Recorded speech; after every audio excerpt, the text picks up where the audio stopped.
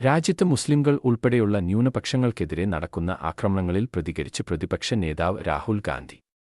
മുസ്ലിംകൾക്കെതിരെ നിരന്തരം ആക്രമണങ്ങൾ നടക്കുമ്പോഴും സർക്കാർ സംവിധാനങ്ങൾ നിശബ്ദമായി കണ്ടുനിൽക്കുകയാണ്.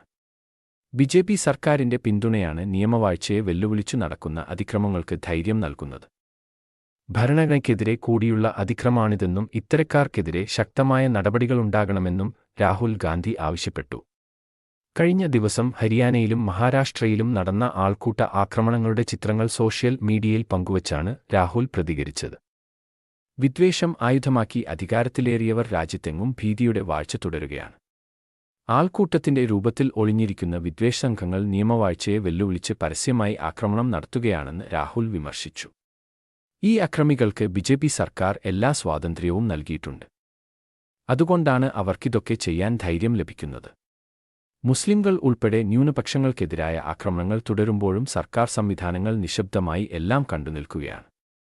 ഇത്തരം അരാജകശക്തികൾക്കെതിരെ ശക്തമായ നടപടി കൈക്കൊണ്ട് നിയമവാഴ്ച നടപ്പാക്കണം.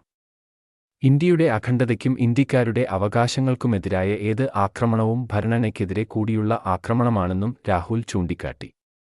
ഇത് ഒരു നിലയ്ക്കും അംഗീകരിക്കാനാകില്ല. ബിജെപി എന്തൊക്കെ ചെയ്താലും വിദ്വേഷത്തിനെതിരെ ഇന്ത്യയെ ഒന്നിപ്പിക്കാനുള്ള ചരിത്രപരമായ പോരാട്ടം നമ്മൾ ജയിക്കുമെന്നും രാഹുൽ കൂട്ടിച്ചേർത്തു.